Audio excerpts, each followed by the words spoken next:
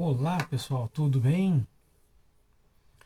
Mais uma transmissão ao vivo, mais uma live nossa aqui do Estúdio Jurídico MVA para vocês, em especial nesse dia pré, esse dia pré-feriado, né?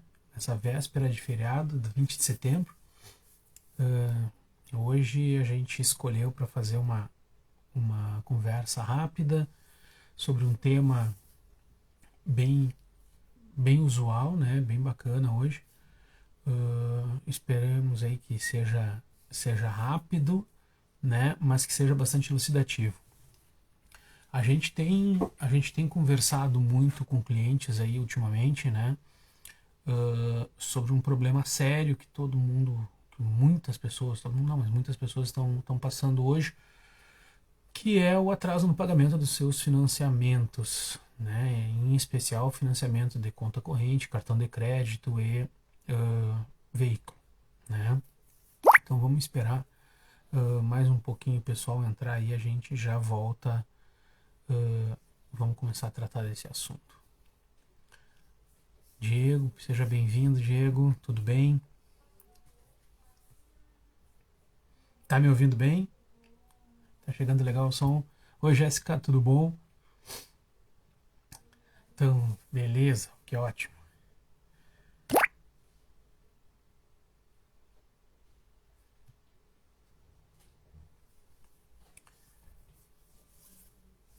Boa noite, Jéssica.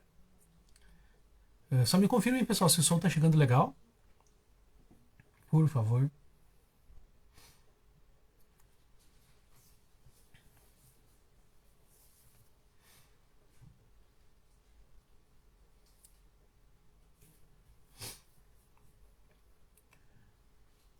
Ah, beleza, que bom. Boa noite, Diego, tudo bem? Tudo bem com vocês aí? Show de bola. Bom, pessoal, então como eu vinha falando, né, me apresentar, eu sou o Marcos Ávila, sou head do Estúdio Jurídico MVA, né, e hoje a nossa live ela tem por objetivo tratar de um dos assuntos muito procurados e muito questionados nos últimos 2 meses aí, que é a possibilidade da utilização de ações revisionais, né, nos empréstimos bancários. Tá?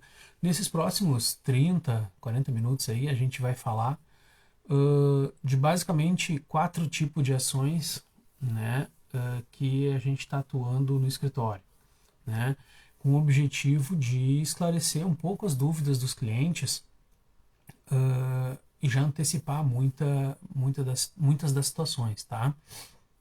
E essa live vai ficar gravada no final lá e também vai ser postada lá no nosso YouTube, tá? Nosso canal do YouTube. Seja bem-vindo, Betinho, tudo bem? Então, se vocês tiverem alguma dúvida enquanto a gente estiver falando, Milena, tudo bom? Seja bem-vinda. Se vocês tiverem alguma dúvida, então podem colocar ali e a gente vai responder durante o decorrer da apresentação, né, desse nosso bate-papo, né? Mas antes da gente entrar, então, nas revisionais em específico, a gente precisa tratar de um tema que é comum a todas as ações revisionais, né? Então, o que vem a ser uma revisão de contrato, né? O pessoal fala muito da revisão de contrato, questão de juros e tudo mais. Seja bem-vindo, Rafa. Eduardo também, seja bem-vindo.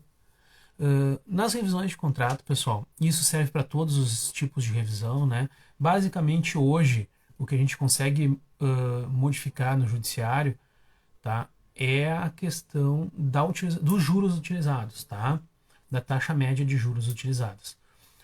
Primeiro, a gente tem que deixar bem claro que não existe uma limitação de juros para empréstimos bancários, tá? Diferentemente daquilo que a gente tem conhecimento prévio, o pessoal fala muito, né, que existe a limitação de juros de 12% ao ano e tudo mais. Na realidade, essa limitação ela não tem validade para a instituição financeira, tá? O recurso especial 1.061.530 do STJ definiu que, apesar de inexistir a limitação dos juros, eles devem estar dentro de alguns patamares, né? Que patamares são esses? São patamares mantidos lá pelo Banco Central.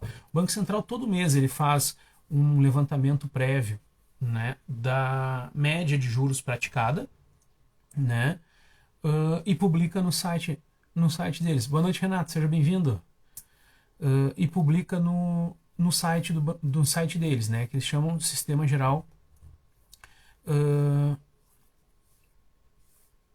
Deu branco agora, daqui a pouco eu lembro.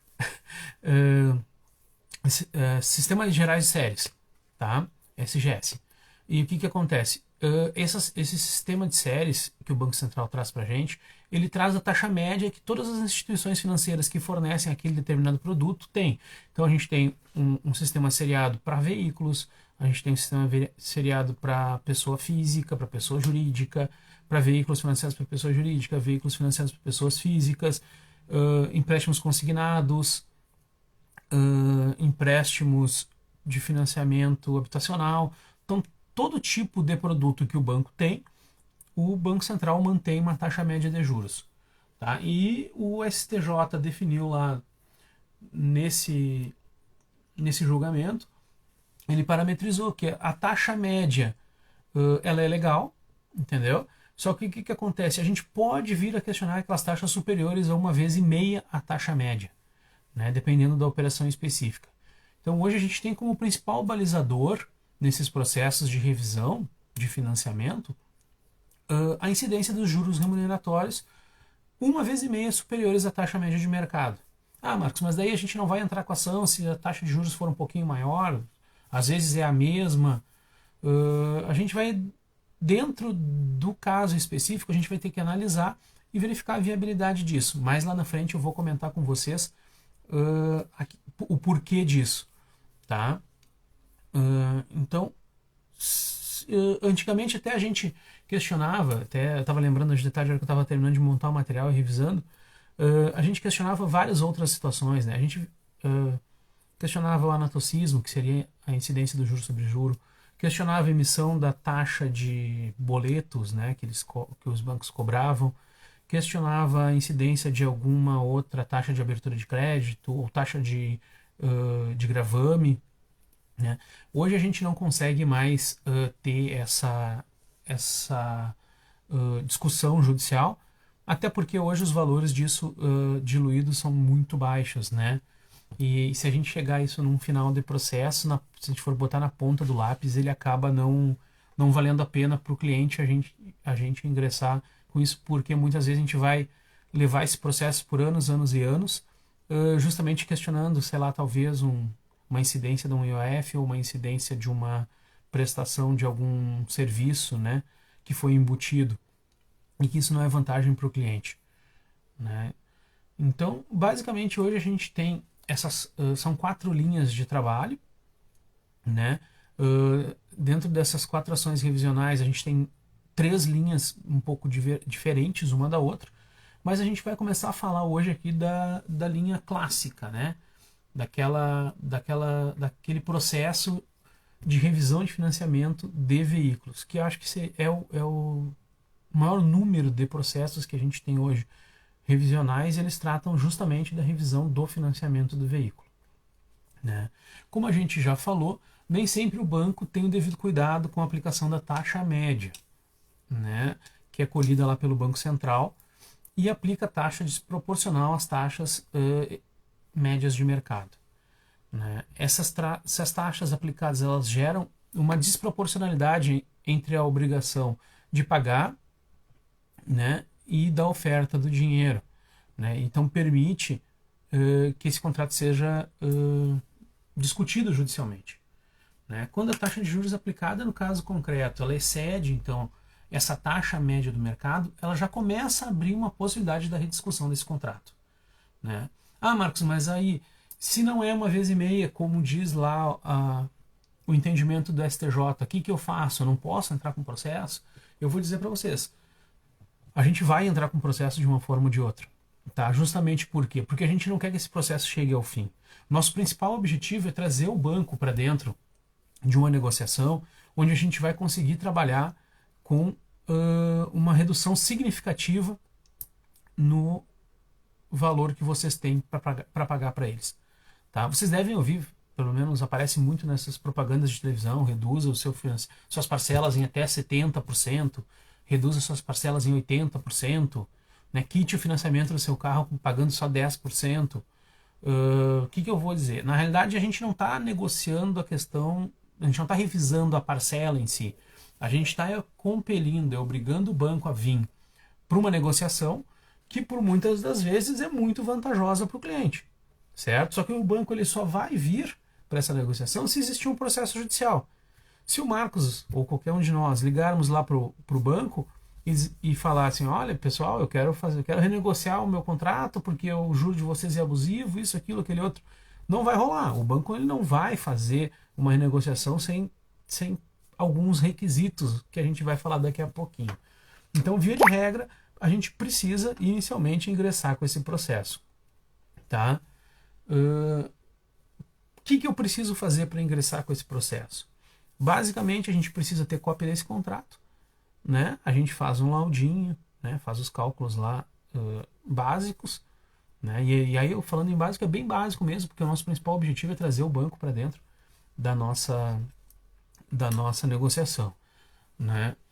Se ingressa com o processo e, infelizmente, a gente tem que orientar vocês vão parar de pagar, né? Vocês têm que parar de pagar as parcelas do mês, pelo menos por 2, 3, 4 meses, que é o tempo médio que o banco vem para fazer uma negociação, tá?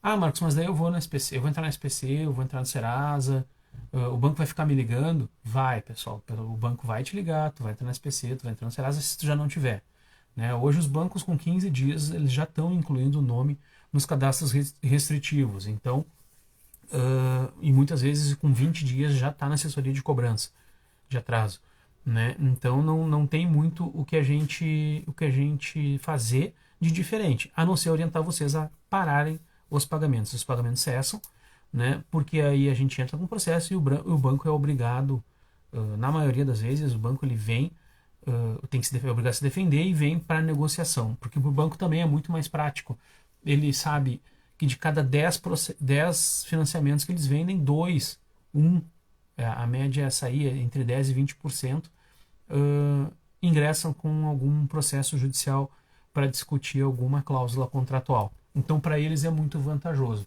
Claro que isso aí também embute em todos o processo, todo o financiamento, um custo adicional, né, que acaba acarretando para todo mundo.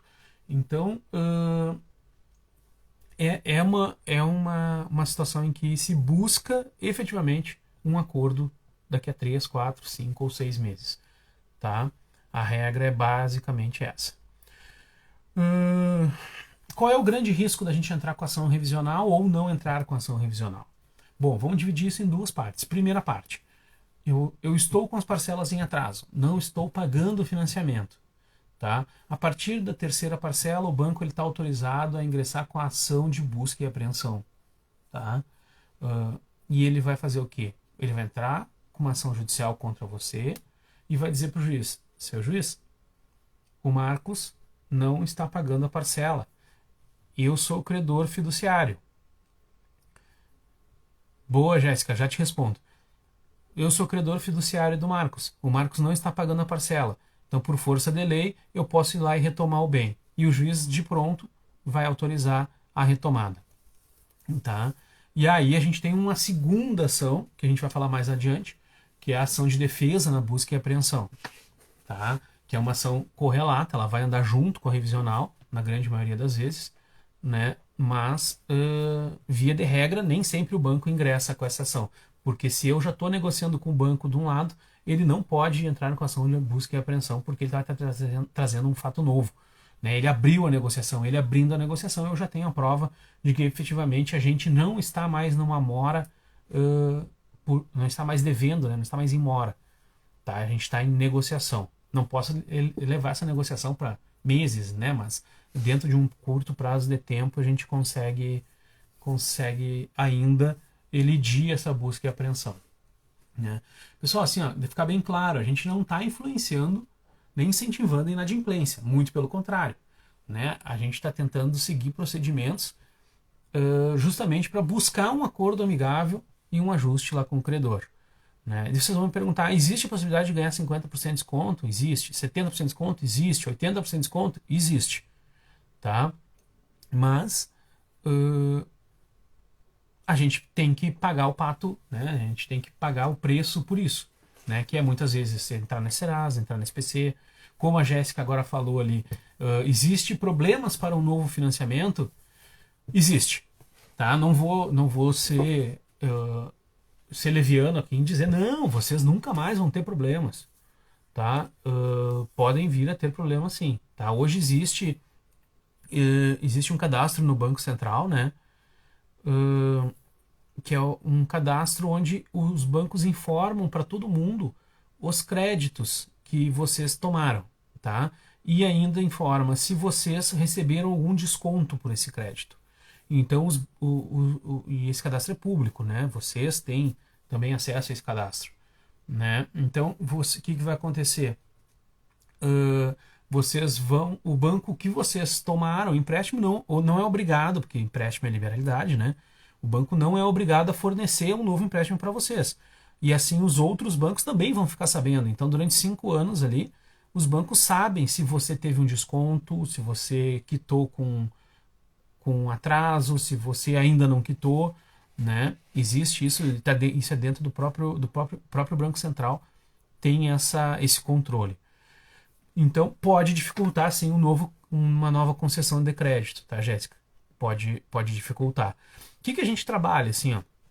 Os bancos estatais, tá, pessoal? Isso aí vocês têm que ter bem em mente. Os bancos estatais, Banrisul, aqui no Rio Grande do Sul, Caixa, Banco do Brasil, alguns bancos de montadora, em especial o banco Peugeot e o banco Volkswagen, são bancos que não fazem acordo, tá? Então, se vocês têm carros financiados por esse tipo de instituição, por alguma dessas instituições, dificilmente a gente vai conseguir fazer um acordo para vocês, tá? E eles levam o processo até o final, inclusive a gente no escritório pega esse tipo de processo, mas a gente deixa bem claro para o cliente que o acordo é muito difícil, tá? Porque os bancos estatais em si e os de fomento, que nem a Caixa, eles acabam tendo uma rigidez muito grande, né? Por serem controlados pelo Estado. Então eles têm uma rigidez maior na concessão de crédito e na concessão de descontos, principalmente, tá? Então essa dificuldade ela vai existir, tá? Alguns bancos são muito mais fáceis. Tem bancos, por exemplo, a gente tem cliente que fez financiamento com um banco BMG, assim, por exemplo, é flexível, né? Tu faz o acordo, dali a 6 meses, um ano, tu vai lá, financia de novo o carro e não tem problema nenhum, não falam nada, né? Que mais? Ainda referente às bancárias, tá? As de veículo. O financiamento de veículo é uma relação de consumo, então ele tem todas as proteções jurídicas que o Código de Defesa do Consumidor traz, né, pra gente, né? Então a gente consegue além do juro, muitas vezes, né, se a gente conseguir comprovar a má-fé do banco na aplicação de alguma das cláusulas, a gente também consegue fazer essa revisão, né?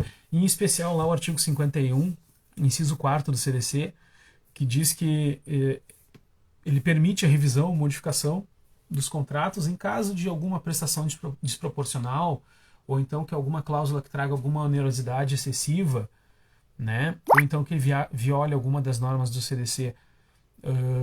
Então, se, por exemplo, a instituição financeira concedeu um empréstimo, né, que impõe ao devedor uma obrigação que é desproporcional, esse contrato ele tem o direito de ser reequilibrado. Esse consumidor ele pode buscar o reequilíbrio do contrato, tá? Então, em que pese inexistir a limitação dos juros remuneratórios, muitas vezes eles são muito maiores à taxa média de mercado, né? Que torna eles abusivos. Então, é pacífico nos nossos tribunais que esses contratos sejam recalculados à taxa média de mercado para não caracterizar essa abusividade. Mas como eu falei, o nosso objetivo maior além de entrar com o processo, é trazer o banco para uma negociação após isso, né? Porque o que acontece, pessoal? O banco depois de um determinado tempo, ele vai pegar esse teu contrato e vai jogar no prejuízo. Isso ninguém fala para vocês, né? Os contadores aí que estão aí presentes podem explicar talvez isso melhor que eu. Eles vão jogar isso no prejuízo do banco, tá? Então tudo aquilo que o banco fizer de negociação contigo e tu pagar, para ele muitas vezes entra como lucro, entra como para pagar as despesas daquela cobrança ou daquele processo, tá? Então é bem tranquilo a questão de negociar com o banco depois de estar em atraso. Não adianta eu vir negociar com o banco e tu continuar pagando as parcelas do carro. Isso é uma coisa que não vai acontecer. O banco não vai vir fazer o acordo se as parcelas estiverem em dia. Ah, Marcos, mas eu já paguei 80, 90% do contrato. Eu posso fazer uma revisão? Pode fazer uma revisão, mas por óbvio o teu desconto vai ser um pouco menor, entendeu? Hoje é muito comum a gente trabalhar com contratos de valores bem elevados, né? Porque hoje qualquer carro é uma fortuna, né? Então você trabalha com valores bem elevados e na maioria das vezes o desconto é muito bom. A gente já teve situações de contratos aí que tinham saldo devedor de 40, 45 mil e foram quitados com 12 mil, 8 mil, 15 mil, dependendo do banco, né? Então tem alguns bancos que são bons de negociação e outros são um pouquinho mais rígidos, né? E se o processo chegar lá no final? Bom, se o processo chegar lá no final, o banco não quis fazer negociação, ou a gente está trabalhando contra um banco desses estatais, né? Cooperativa de crédito também é um pouquinho mais complicado, o desconto da cooperativa de crédito é um pouquinho menor. A cooperativa ela trabalha com desconto entre 40% e 50%, mas também é um desconto muito bom, né? Para quem financiou, né?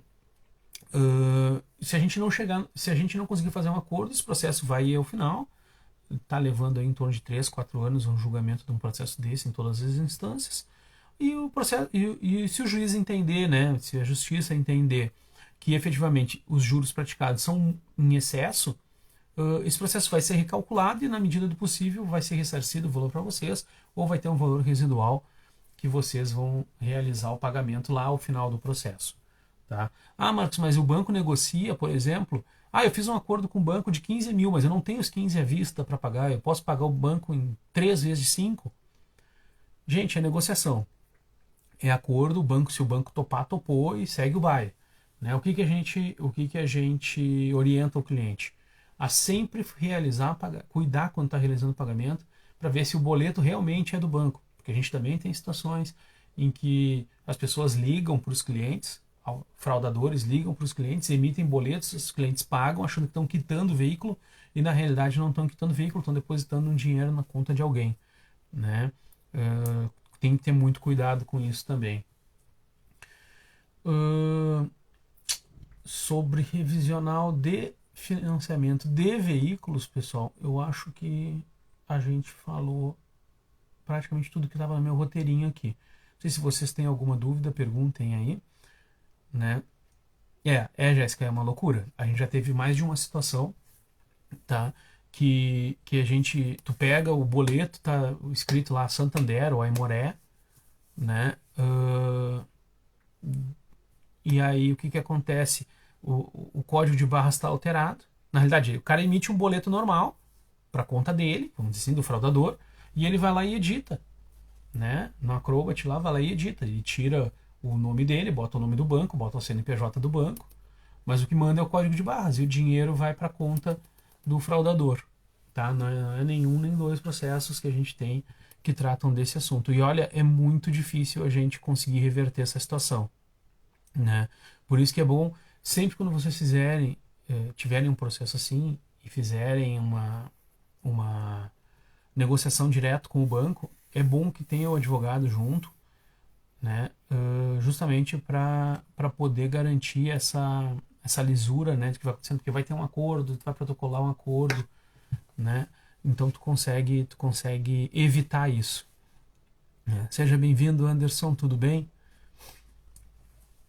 Então, pessoal, nosso segundo ponto, na realidade, é uma ação que ela entra junto, ela corre junto praticamente com a revisional, né? Lembra que eu falei que a gente entra com a revisional antes do banco entrar com a ação de busca e apreensão, né? E isso elide, na maioria das vezes, que o banco consiga fazer a retomada do veículo. Agora, muitas vezes, a pessoa já chega no escritório com a ação de busca e apreensão na rua. Né? Na rua, que a gente diz, é com um oficial de justiça para o cumprimento. Né? Então, ele ou já foi até mesmo cumprida. Né? Porque o devedor, na maioria das vezes, ele está ali controlando no site do banco, né? No site do TJ, se já tem um mandado de busca e apreensão na rua ou não. Daí, quando ele vê que tem um mandado de busca e apreensão no nome dele na rua, ele vem nos procurar. Ou então, ele só nos procura depois que efetivamente aconteceu essa busca. Né? E o veículo já foi levado, e assim, gente, depois do veículo levado, ser bem sincero para vocês, eles aprendem hoje, amanhã esse carro está em São Paulo, no Rio, em Curitiba, em leilão já daqui a 3 ou 4 dias. Entendeu? A gente não recupera o bem, é muito difícil recuperar o bem.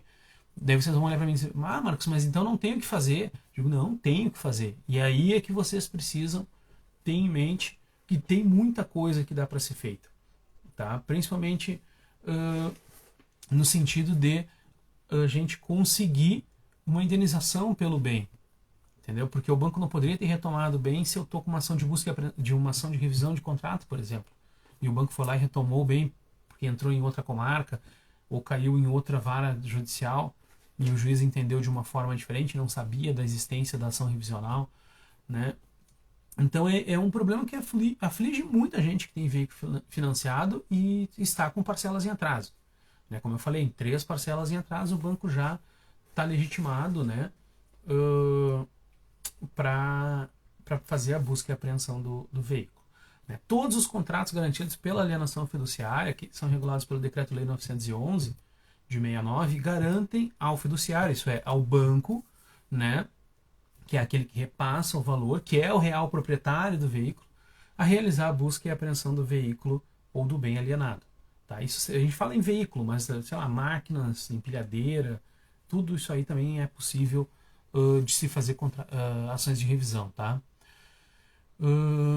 Essa busca do banco pela via judicial se dá pelo processo, que como eu falei, é chamado de processo de busca e apreensão, né? Onde é solicitado ao juiz a busca do bem. Né? Isso está lá no artigo 3º do Decreto-Lei 911, que diz que o proprietário, fiduciário ou credor poderá, desde que comprovada a mora, requerer contra o devedor ou terceiro a busca e apreensão do bem fiduciante, ao qual será concedida liminarmente. Dessa simples análise, a gente pode dizer o seguinte, que existe apenas um requisito para ser deferida a busca e apreensão, tá? Que é justamente o quê? A comprovação da mora. Mas aí surge uma pergunta. Basta eu estar devendo que a justiça vai autorizar a busca e apreensão do bem? Não, pessoal. Pois a constituição da mora se deve dar de forma comprovada. Tá? O credor ele tem que comprovar que notificou o devedor da existência do atraso no pagamento. E como é que isso se dá? Isso se dá de 2 formas bem básicas. Primeiro, quando após o vencimento do prazo, o credor notifica o devedor da mora por carta registrada com aviso de recebimento, tá? Pessoal, ou quando o credor ingressa com processo judicial de cobrança e ocorre a citação do devedor. Então, ocorrendo um desses fatos, está caracterizada a comprovação da situação de mora ou atraso, podendo assim, então, o devedor perder a posse do bem financiado. Existem algumas situações que... Seja bem-vindo, Luci, tudo bem? Existem algumas situações em que a mora ela é descaracterizada pelo judiciário. E são situações bem específicas, tá, pessoal? Onde o próprio STJ define que a mora deve ser afastada por exemplo, quando reconhecida uma abusividade dos encargos exigidos no período da normalidade contratual. Estamos falando só de juros remuneratórios e capitalização. Tá? A gente não está falando dos juros que incidem pelo atraso no pagamento, e sim os juros do período do financiamento. Tá? Sempre que houver uma flagrante abusividade nesses encargos contratuais, deve ser descaracterizada a mora. Tá? Existe um limitador para essa taxa? Sim, também é a famosa taxa média de mercado do Banco Central. Tá? Então, assim, para a gente apurar se uma taxa é abusiva ou não, eu devo comparar se a taxa praticada no contrato ela é equivalente à taxa média de juros do Banco Central. Mesmo que eu falei lá no início da nossa conversa de hoje, quando a gente começou a falar da revisão dos contratos. Então, por exemplo, se a taxa média do Banco Central em junho de 2020 era de 18,88% ao ano, enquanto a taxa praticada no contrato no mesmo período de junho de 2020 foi de 39,66% ao ano, a gente tem claramente uma taxa muito superior à média aplicada, tá? Devendo então o judiciário declarar a abusividade desse contrato. Então, como na maioria das vezes a gente está tratando de um financiamento como uma relação de consumo, a gente também deve levar em conta o artigo 51 do Código de Defesa do Consumidor. A gente tem que trazer a boa-fé, a gente tem que trazer a equidade, né? E dentro desse meio tempo, o carro foi apreendido. E o carro apreendido, a gente não vai buscar mais, como eu disse para vocês. Mas a gente pode fazer outras situações. Tem várias ações correlatas que a gente pode tomar, principalmente com o objetivo de afastar a busca e apreensão e ressarcir vocês, né, do objeto do financiamento. Tá? Então, são situações em que a pessoa toma o financiamento, não paga e logo em seguida tem o bem apreendido. O que a gente faz, pessoal? A gente entra com a ação de revisão de contrato, a gente faz o recurso correspondente, faz a defesa da busca e apreensão, efetivamente, e lá nessa defesa de busca e apreensão a gente pede a revisão do contrato de novo, a gente trabalha com a possibilidade de vocês serem ressarcidos pelos valores que vocês pagaram, a gente obriga o banco a dizer por quanto ele vendeu aquele veículo ou aquele bem, entendeu? E se ele vendeu por um valor maior, ele tem que nos devolver o dinheiro. Se ele foi condenado pelo excesso de taxas, ele tem que nos devolver o valor integral do bem. Então tem muita defesa, busca e apreensão. Claro, é um processo mais demorado, é um processo que tem muitas etapas, mas também é plenamente possível de fazer. Tá? Então são duas situações que são muito importante a gente ter em mente, né? Que dá para se trabalhar, tanto na revisional de financiamento do veículo, quanto na revisional, na defesa da busca e apreensão. Tá? Dentro dessa mesma seara, pessoal, a gente tem as revisionais de produtos de conta corrente. O que é um produto de conta corrente? O cheque especial de vocês, o cartão de crédito e o CDC, que é o crédito direto ao consumidor, lá, aquele que a gente vai lá na maquininha, no caixa eletrônico e tira. Tá? Seja bem-vindo, Paulo Roberto Petracchi. Tudo bem? Esse tipo de revisional de conta corrente, de cheque especial e de cartão de crédito estão muito em voga também hoje. Tá? Principalmente porque o pessoal, devido à pandemia, acabou tendo os seus contratempos, né? E serve tanto para a pessoa jurídica quanto para a pessoa física. Tá? E o objetivo é o mesmo, tá, pessoal? Trabalhamos com a taxa média do Banco Central, trabalhamos com a possibilidade de revisar os juros médios, tá? Mas a gente quer mesmo é trazer o banco para uma negociação. Tá? Os descontos, às vezes, dependendo da situação, são bem altos, chegando a 90%, 95% do valor, né? Então vale muito a pena. Mas, por óbvio, a gente tem que se sujeitar às consequências de não estar pagando, né? Incursão no Serasa, incursão no SPC, possibilidade de negativação, de perda das linhas de crédito, né? Provavelmente, eu vou entrar com uma ação para questionar o valor do meu cheque especial, o banco vai cortar o meu cheque especial. Vou entrar questionando o meu cartão de crédito, o banco vai cortar meu cartão de crédito. Né? Mas muitas vezes, se eu tenho uma poupança, eu consigo fazer o pagamento de 50, 60, 70, 100, 200 mil, às vezes, por um valor praticamente irrisório. E ainda, na maioria das vezes, ainda bem parcelado. Né? Então, o bacana dessas revisionais é o quê? Eu ter como diminuir efetivamente o custo do dinheiro. Tá? Um exemplo que aconteceu há pouco tempo atrás foi o seguinte: o rapaz foi lá sem R$1 no bolso, comprou um carro zero financiado em 60 vezes. Tá? Não sei se vocês já devem ter algum conhecido, todo mundo tem um conhecido que aconteceu isso. O cara foi lá, financiou o carro, ele pagou, acho que era 60 vezes de 1.200, 1.300 pila, pagou umas 10 parcelas, eu acho, no carro, nem isso, e a gente entrou com ação revisional. Tá? A dívida total, se eu fosse somar todos os boletos ali, dava 100 e poucos mil, porque o 60 virou 100, né? e ele ainda tinha lá as 40 parcelas, 50 parcelas para pagar mais ou menos do financiamento.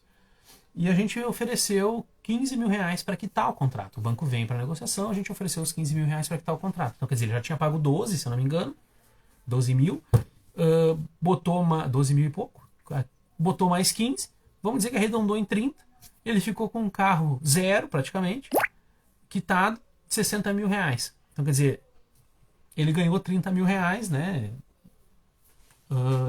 de forma bem rápida, vamos dizer assim. Processo que levou mais ou menos uns 8 meses. Então a gente precisa trabalhar com isso, né? E, por exemplo, numa busca e apreensão, vocês imaginem só, financiaram 100 mil um carro, já deram 30 de entrada, financiaram 70, pagaram mais 10 ou 15 prestações, quer dizer, vocês já pagaram o carro e ainda tem mais da metade ainda para pagar em prestações. E aí vocês estão atrasados, o banco vai lá, retoma e vocês vão perder os 30 que vocês deram de entrada, mais os 30 que vocês já pagaram no decorrer do financiamento, né? Então, muitas vezes vale muito a pena ingressar com a ação, né? As ações de cartão de crédito, de conta corrente, voltando um pouquinho, né?